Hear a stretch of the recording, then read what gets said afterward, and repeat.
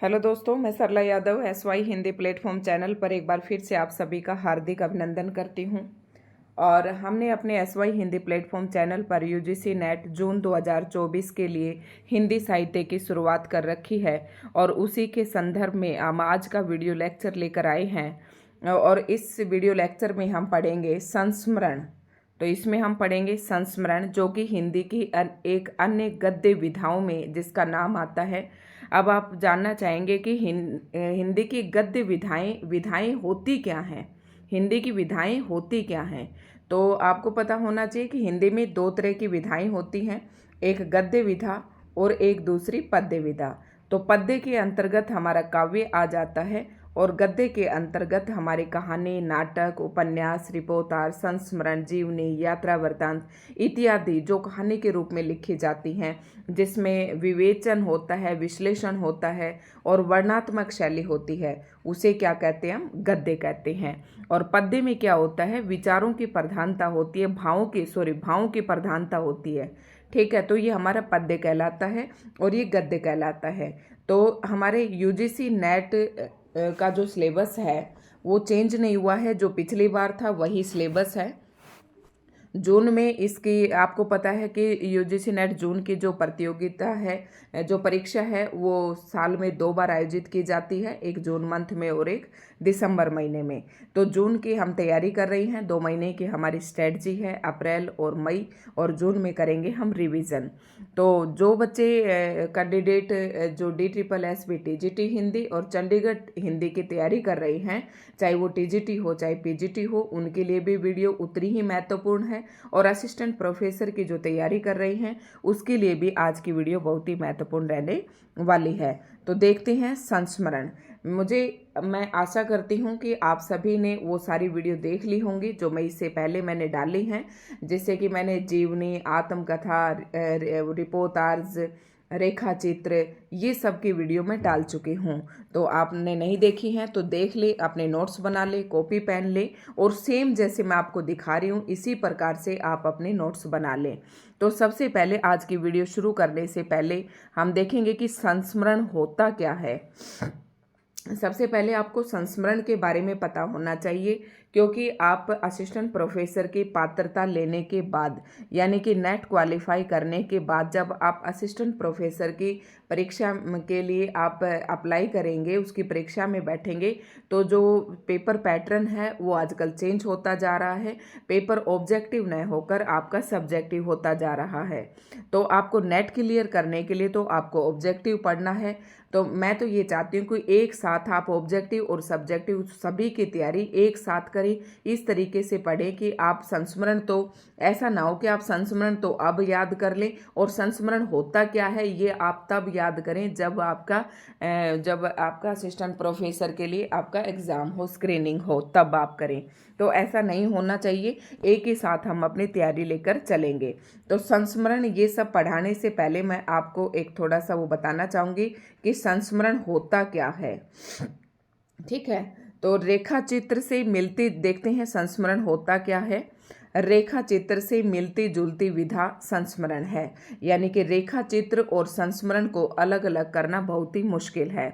ये दोनों मिलते जुलते हैं। रेखा चित्र हम अपने इस पर टेलीग्राम चैनल पर, यूट्यूब चैनल पर हम पढ़ा चुके हैं। आज हम पढ़ रहे हैं संस्मरण। तो ये दोनों विधाएं क्या है, रेखा चित्र और संस्मरण, ये मिलती जुलती हैं, जिसके लिए अंग्रेजी शब्द मेमोयर्स, मतलब मेमोरी से मेमोयर्स बना है ये, तो उससे मिलता जुलता है। अब मेमोरी आप समझ गए होंगे, अपने स्मृति, अपनी याद के आधार पर। ठीक है, महादेवी वर्मा के अनुसार संस्मरण लेखक की स्मृति से संबंध रखता है। स्मृति क्या होती है? हमारा स्मरण। स्मरण मतलब क्या होता है? याद करना। तो स्मरण से ही हमारा क्या बन रहा है? ये स्मृति। तो हमें कोई चीज़ स्मरण कब रह जाती है, हमें याद कब रहती है? जब हम उसे बहुत दिल की गहराई से उनकी भावों, किसी बात के भावों को हम बहुत गहराई से अपने दिल में लेते हैं, तो वो चीज़ हमें क्या रह जाती है? याद रह जाती है। तो उसे क्या कहते हैं? हम स्मृति कहते हैं। और जो संस्मरण है वो लेखक की स्मृति से संबंध रखता है। अब आप समझ गए होंगे। और स्मृति में वही अंकित होता है, स्मृति में वही अंकित रह जाता है जिसने उसके भाव या बोध को कभी गहराई से उद्वेलित किया हो। समझ गए होंगे ना। मतलब क्या है कि संस्मरण का लेखक की स्मृति से सीधा संस्मरण का लेखक की स्मृति से सीधा संबंध होता है और लेखक की स्मृति में वही रहता है जिन भावों को उसने कभी बहुत ही गहराई से उद्वेलित किया हो, यानी गहराई से उस पर विचार किया हो। ठीक है। संस्मरण और रेखा चित्र में भेदक रेखा खींच पाना यद्यपि कठिन है, तथापि संस्मरण विवरणात्मक होते हैं। कह रहा है कि रेखा चित्र और संस्मरण के अंदर हम भेद करने वाले एक रेखा तो नहीं खींच सकते, लेकिन जो संस्मरण होते हैं वो विवरणात्मक होते हैं। मतलब जिन्हें बहुत ज़्यादा विवरण करके, ठीक है, विवरण मतलब विस्तार से जिसको हम लिखते हैं, तो संस्मरण क्या होते हैं, विवरणात्मक होते हैं और रेखा चित्र रेखात्मक। इनमें इतिवृत्त की प्रधानता नहीं होती। इतिवृत्त का मतलब होता है बहुत ज़्यादा विवरण करके किसी चीज़ को लिखते हैं ना, तो ये इतिवृत्त कहलाता है। लेकिन रेखा चित्र में क्या होता है, इतिवृत्त की प्रधानता नहीं होती। फिर से देख लेते हैं, संस्मरण विवरणात्मक होते हैं और रेखाचित्र रेखात्मक। ठीक है।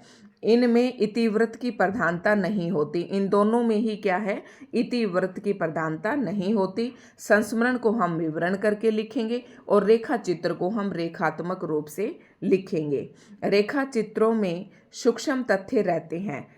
ठीक है। रेखा चित्रों में सूक्ष्म तथ्य रहते हैं, यानी कि घटनाओं का विवरण नहीं दिया जाता, थोड़ा थोड़ा बताया जाता है। रेखा चित्र में सूक्ष्म, एक होता है स्थूल, एक होता है सूक्ष्म, यानी कि छोटे छोटे। रेखा चित्र में छोटे छोटे तथ्य होते हैं और घटनाओं का विवरण नहीं दिया जाता। यह भी उल्लेखनीय है कि रेखा चित्र में वस्तुपरक दृष्टिकोण की प्रधानता होती है। रेखा चित्र के अंदर वस्तुपरक दृष्टिकोण होता है। और आप कैसे याद रखेंगे, देखो मैं बताती हूँ आपको। संस्मरण विवरणात्मक होते हैं, रेखा चित्र रेखात्मक होते हैं। दोनों में ही इतिवृत्त की प्रधानता नहीं होती है। फिर रेखा चित्र में सूक्ष्म तथ्य होते हैं, घटनाओं का कोई विवरण नहीं दिया जाता। ठीक है। और रेखा चित्र में वस्तुपरक दृष्टिकोण की प्रधानता होती है, जबकि संस्मरण आत्मपरक रचना है। ठीक है। अब जैसे कि एक रेखा चित्र था, वो 11वीं में था या 12वीं में था, आपने पढ़ा होगा। मियाँ नसीरुद्दीन वाला जो पाठ है उसमें कृष्णा सोबती जो है मियाँ नसीरुद्दीन जी का क्या खींचती है, एक रेखा चित्र खींचती है। तो मियाँ नसीरुद्दीन जी के बारे में ही बता रही हैं। तो उसमें क्या है, वस्तुपरक दृष्टिकोण है, लेकिन जो संस्मरण होते हैं ये आत्मपरक रचना होती है। ठीक है। रेखा चित्र में लेखक का व्यक्तित्व तो नहीं उभरता, जबकि संस्मरण में लेखक का व्यक्तित्व भी प्राकारांत से आ जाता है। मतलब संस्मरण में क्या होता है, लेखक का व्यक्तित्व उभर कर आता है और रेखा चित्र, संस्मरण में लेखक का व्यक्ति चित्र उभर कर सामने आता है, यानी कि व्यक्तित्व उभर कर आता है। लेकिन रेखा चित्र में क्या है, लेखक का व्यक्तित्व नहीं उभरता। ठीक है। हिंदी में संस्मरण और रेखाचित्र प्राय घुल मिल गई हैं।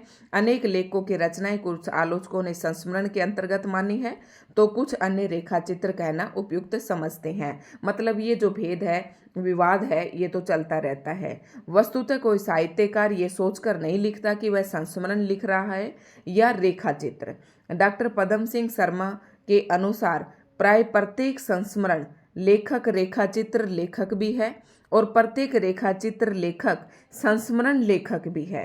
मतलब पदम सिंह के अनुसार अगर कोई भी लेखक कोई रचना कर रहा है तो वो ये सोचकर नहीं लिखता कि वह संस्मरण लिख रहा है या रेखाचित्र लिख रहा है। प्रत्येक लेखक के लिए रेखाचित्र लेखक भी है और रेखाचित्र लेखक संस्मरण लेखक भी है।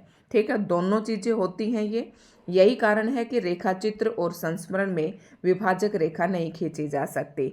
वस्तुतः न कोई संस्मरण बिना रेखाचित्र के पूरा होता है और न कोई रेखाचित्र बिना संस्मरण के। आनुपातिक दृष्टि से व्यक्तिकता एवं तटस्थता को देखकर ही ये निर्णय किया जा सकता है कि कोई रचना संस्मरण है या रेखाचित्र। तो कहने का मतलब ये है कि इनमें जो अंतर है वो करना बहुत ही मुश्किल होता है। अब हम देख लेते हैं कि कुछ महत्वपूर्ण संस्मरण कौन कौन से हैं। आप समझ गए होंगे संस्मरण क्या होता है, लेखक का उसमें आत्मपरक परिचय हमें मिल जाता है। ठीक है, आत्मपरक परिचय मिलता है, विवरणात्मक होते हैं, ठीक है, विवरणात्मक होते हैं, ऐसे आपको याद रखना है। शुरू करते हैं। महावीर प्रसाद द्विवेदी, पहला ही संस्मरण आता है महावीर प्रसाद द्विवेदी, मोस्ट इंपॉर्टेंट है, अतीत स्मृति, अतीत स्मृति। अब देखो यहाँ पर एक छोटी सी आपको ट्रिक बताऊंगी, जैसे कि टीजीटी पीजीटी एस्टेट ना सॉरी टीजीटी पीजीटी की जो स्क्रीनिंग या कंपटीशन जो एग्ज़ाम होते हैं उनमें इसी प्रकार का प्रश्न पूछ लेते हैं कि अतीत की स्मृति हिंदी की कौन सी विधा की, किस विधा की रचना है। तो आप देखेंगे कि जिसमें स्मृति शब्द आ जाए तो आप उसको सीधा टिक कर देना कि वो क्या कहलाएगा, आपका संस्मरण कहलाएगा। तो महावीर प्रसाद की अतीत स्मृति ये रचना है। अब हम ट्रिक से याद करते चलेंगे, जहाँ पर भी ट्रिक बनेगी। बाल मुकुंद गुप्त हरियोध जी के संस्मरण। अब भाई बाल मुकुंद गुप्त जी ने तो किसके संस्मरण लिखे, हरियोध जी के संस्मरण। और महावीर प्रसाद द्विवेदी अतीत स्मृति, ये दोनों आप याद रखेंगे, 2 बार 3 बार बोलेंगे तो आपको याद हो जाएगा। राहुल सांकृत्यायन, तो राहुल सांकृत्यायन जी का नाम आपने यात्रा साहित्य के अंतर्गत भी खूब पढ़ा, फिर रिपोर्टाज के अंतर्गत भी मैंने बताया, आत्मकथा में भी नाम आया था और काफ़ी प्रसिद्ध है इनका नाम, तो इनकी रचनाएं आपको अच्छे से याद कर लेनी है।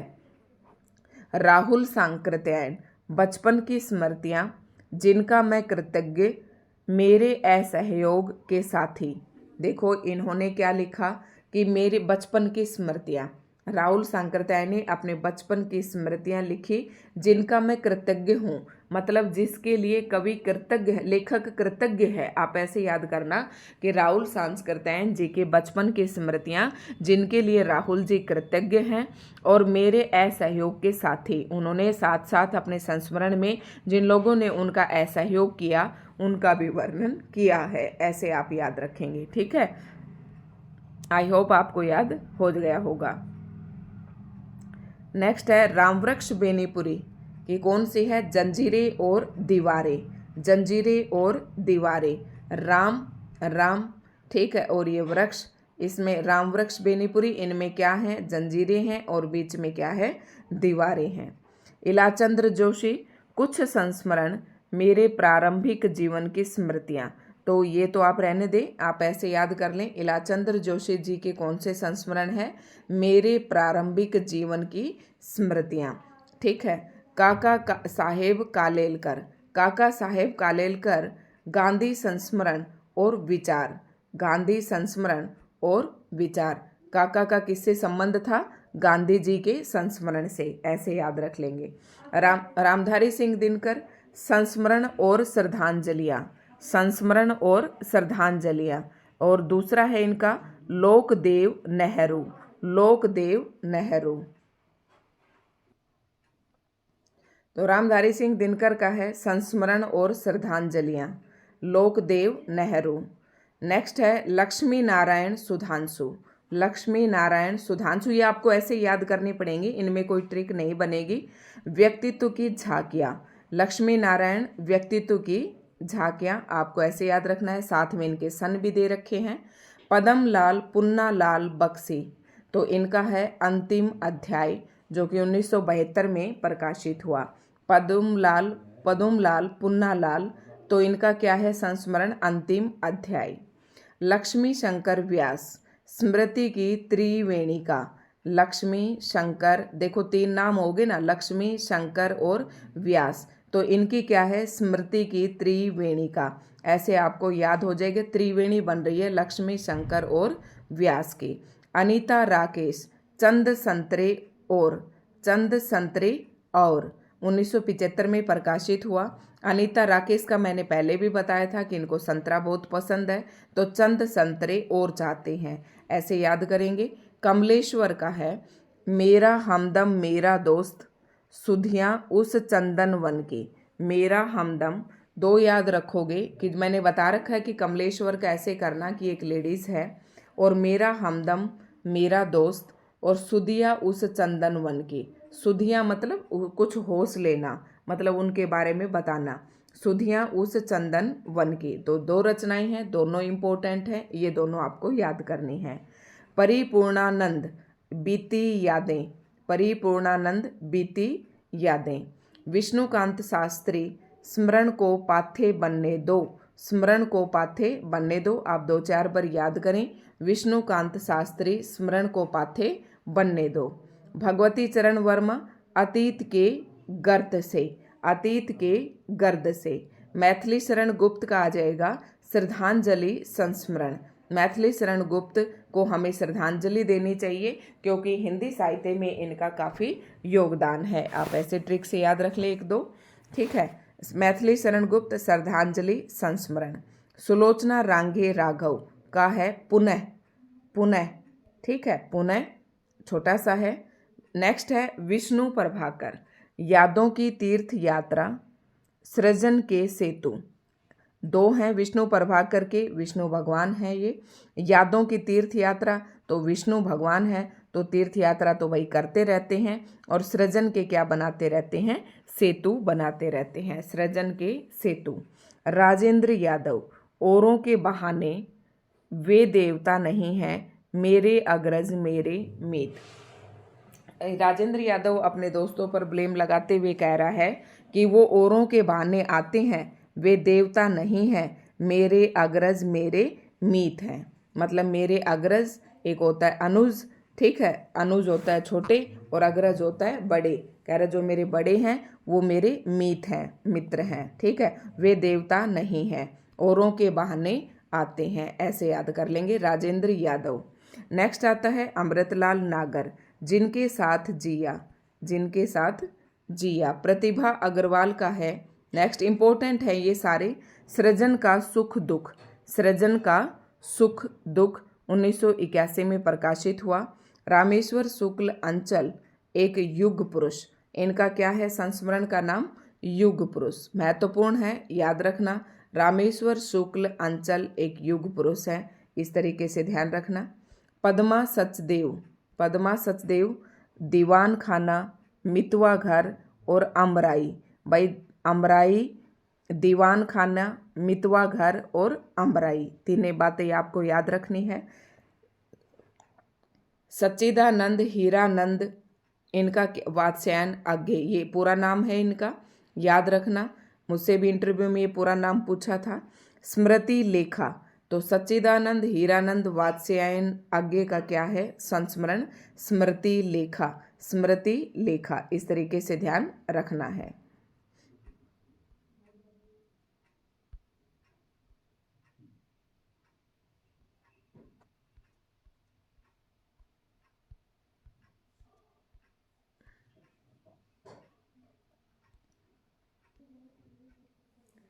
नेक्स्ट है कमल किशोर, कमल किशोर हजारी प्रसाद द्विवेदी कुछ संस्मरण। देखो इस तरीके से पेपर में पूछ लेते हैं ऐसी ऐसी रचनाएं। तो कमल किशोर द्वारा रचित जो संस्मरण है उसका नाम है हजारी प्रसाद द्विवेदी कुछ संस्मरण।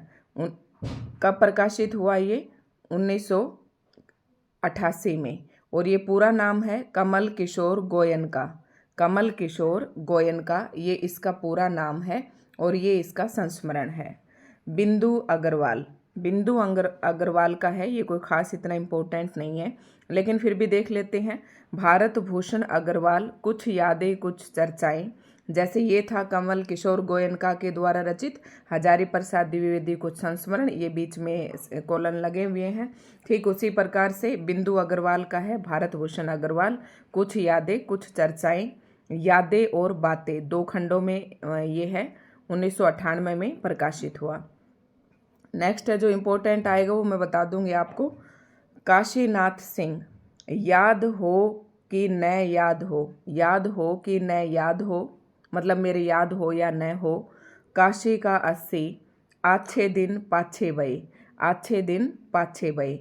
तो भाई काशीनाथ एक गांव का मेन आदमी है, ट्रिक ऐसे याद करोगे। तो वो कह रहा है कि याद हो कि न हो, ये काशी का 80, मतलब काशी जो है उसको 80 साल का हो गया होगा, इसलिए उसे कुछ याद है कुछ नहीं है। आछे दिन पाछे बई, मतलब आछे दिन पीछे गए।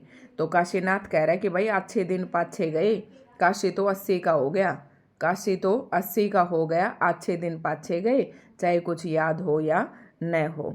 अमृत राय, अमृत राय का द्वारा रचित संस्मरण का नाम है जिनकी याद हमेशा रहेगी, जिनकी याद हमेशा रहेगी। कब प्रकाशित हुआ ये? 1992 में। तो अमृत राय, अमृत भाई सभी को याद रहता है, ऐसे याद करेंगे, जिनकी याद हमेशा रहेगी। नेक्स्ट है उपेंद्र नाथ अस्क, तो ज़्यादा अपनी कम पराई। उपेंद्र नाथ अस्क कहते हैं किसी चीज़ को लेकर ज़्यादा अपनी कम पराई। सेठ गोविंद दास स्मृति कण, सेठ गोविंद दास द्वारा रचित जो संस्मरण है स्मृति कण, तो स्मृति नाम आते ही समझ जाना संस्करण है ये। हरिवंश राय बच्चन नए पुराने झरोखे, मोस्ट इम्पोर्टेंट है, इसको स्टार लगा लेना। इस तरीके की रचनाएं पूछी जाती हैं। हरिवंश राय बच्चन द्वारा रचित जो संस्मरण है उसका नाम है नए पुराने झरोखे, नए पुराने झरोखे, 1962 में प्रकाशित हुआ। अमृता प्रीतम अतीत की परछाइयाँ, अमृता प्रीतम अतीत की परछाइयाँ, शांति प्रिय द्विवेदी स्मृतियाँ और कृतियाँ, ये कोई खास इतने नहीं है। सरदार भगत सिंह, ये देखो मेरे क्रांतिकारी साथी। सरदार भगत सिंह आपको पता है एक तरीके से क्रांतिकारी था, आप इस तरीके से ट्रिक से याद रख सकते हैं। सरदार भगत सिंह मेरे क्रांतिकारी साथी। भारत भूषण अग्रवाल लीक एलीक, लीक अलीक मतलब दोनों पर चलता है। जो भारत भूषण अग्रवाल है तो वो लीक पर भी चलता है और एलीक पर भी चलता है, ऐसे याद रखेंगे। लीक और एलीक दोनों तरीके का इंसान है। रामकुमार वर्मा संस्मरणों के सुमन, मतलब राम कुमार सुमन, ऐसे याद रख लेना, संस्मरणों के सुमन। Next most important Phanishwar Nath Renu one तुलसी की गंध, वन तुलसी की गंध। भगवती शरण सिंह रस गगन गुफा में, भगवती भगवान का रहता है रस गगन की गुफा में, या कि गगन रूपी रस की गुफा में रहता है। ये गगन है ऊपर, इसके अंदर एक गुफा है, रस गगन गुफा में, ऐसे याद रखेंगे। ये दोनों इम्पोर्टेंट है, आपको ध्यान रखने ये दोनों। बलराम धीमी धीमी आँच, मतलब इधर तो बल है, बल बल मतलब बहुत भारी शक्तिशाली, और इधर धीमी धीमी आँच, आप इस तरीके से थोड़ा सा ध्यान रख सकते हैं। प्रकाशवती पाल लाहौर से लखनऊ तक। गिरिराज किशोर सप्तपर्णी, इस तरीके की रचनाएं पूछी जाती हैं। गिरिराज किशोर द्वारा रचित जो संस्मरण है उसका नाम है सप्तपर्णी, सप्तपर्णी। रामदरस मिश्र अपने अपने रास्ते स्मृतियों के छंद, ठीक है। दूधनाथ सिंह लौट आओ धार, लौट आओ धार, तो ये इस तरीके के थोड़े से कम ही पूछते हैं। रविंद्र कालिया सृजन के सह यात्री, रविंद्र कालिया सृजन के सह यात्री। विष्णुचंद्र शर्मा अभिन्न, मतलब विष्णु भगवान है, ये सबसे अभिन्न है। Krishna Sobti very most important, जितने स्टार लगाएं आप लगा सकते हैं, खूब पेपर में पूछा जाता है। तो इसी तरीके से जो इम्पोर्टेंट लेखककार हैं उनके द्वारा रचित संस्मरणों को आपको याद कर लेना है। अब आप सोच रहे होंगे कि ये तो मैडम ने ऐसे ही बता दिए, तो ये थोड़े कम इम्पोर्टेंट थे तो मैंने इन पर ज़्यादा ध्यान नहीं दिया। जो ये मोस्ट इम्पोर्टेंट है, जितने मर्जी स्टार लगा लो। हम हंस मत भाग दो, हम हंस मत भाग दो, ठीक है। देवेंद्र सत्यार्थी, जैसे मैं आपको बता रही थी ना, हम हंस मत नामक एक संस्मरण का संग्रह है ये कृष्णा सोबती द्वारा, और इसी के अंदर वो लिखा गया था मियां नसरुद्दीन का, इसी के अंतर्गत था ये। देवेंद्र सत्यार्थी यादों के काफिले, देवेंद्र सत्यार्थी यादों के काफिले। पुरुषोत्तम दास मोदी अंतरंग संस्मरणों में जयशंकर प्रसाद, अंतरंग संस्मरणों में जयशंकर प्रसाद। विश्वनाथ प्रसाद तिवारी एक नाव के यात्री, पूरा जो विश्व है वो एक नाव के यात्री हैं और सभी के अलग अलग दस्तावेज हैं। एक ही मतलब इस विश्वनाथ, इस विश्व में जितने भी यात्री हैं, जितने भी लोग आए हुए हैं, वो सभी एक ही नाव के यात्री हैं और सभी के अलग अलग दस्तावेज हैं। विद्यानिवास मिश्र चिड़िया रैन बसेरा, भाई विद्या, विद्या किसको कहते हैं हम? पढ़ाई को। और जब अपनी ये किताब होती थी, इस तरीके से किताब होती थी, किताब के अंदर हम क्या देते थे? चिड़िया, चिड़िया के पंख रखते थे ना कि ज़्यादा विद्या आएगी, इस तरीके से। तो याद रखेंगे विद्यानिवास मिश्र चिड़िया रैन बसेरा। मनोहर श्याम जोशी लखनऊ मेरा लखनऊ, रघुवीर सहाय, रचनाओं के बहाने एक संस्मरण। यानी कि इसने 2 ही संस्मरण लिखे हैं, एक तो लखनऊ मेरा लखनऊ और दूसरा है रघुवीर साय, फिर ये सेमीकोलन करके ये इसी का पार्ट है। रचनाओं के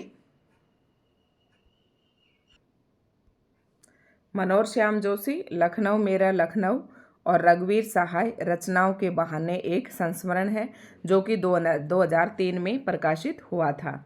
नेक्स्ट है, बस यही लास्ट है, अच्छे से आपको लिख लेने हैं, अपने नोट्स बना लेने हैं और इनको याद कर लेना है। कोई ज़्यादा नहीं है, 25-30 ही हैं।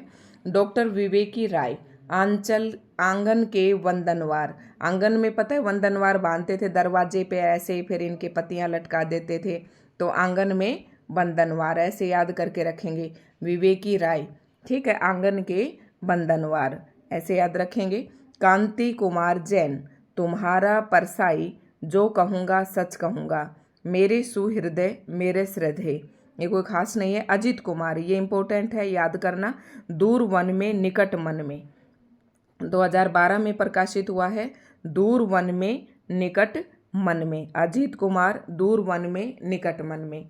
तो ये थी कुछ हमारे संस्मरण। आई होप आपको अच्छे से समझ में आ गए होंगे। अगर आपको वीडियो अच्छे लगे तो लाइक एंड शेयर जरूर करें, और अगर चैनल पर आप नए हैं तो चैनल को सब्सक्राइब ज़रूर करें और कमेंट करके बताएं कि आपको वीडियो कैसी लगी। इसी तरीके से अगर आप कमेंट करेंगे तो मुझे और भी मोटिवेशन मिलेगा और मैं और भी बेहतरीन तरीके से पढ़ाने की कोशिश करूँगी, क्योंकि मैं ये सोचूंगी कि मेरे साथ कई सारे बच्चे जुड़ रहे हैं और उनका जो नेट का जो भविष्य है वो मेरे ऊपर डिपेंड है।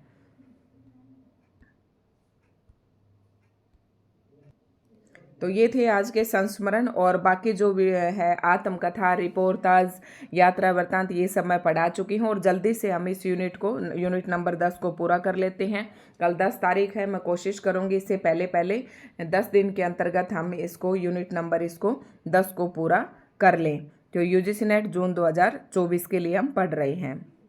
तो वही, जो भी चैनल पर नए हैं प्लीज़ चैनल को सब्सक्राइब ज़रूर कर लें, बेल आइकन पर प्रेस कर लें ताकि आगे आने वाले नोटिफिकेशन आप तक पहुंच सके।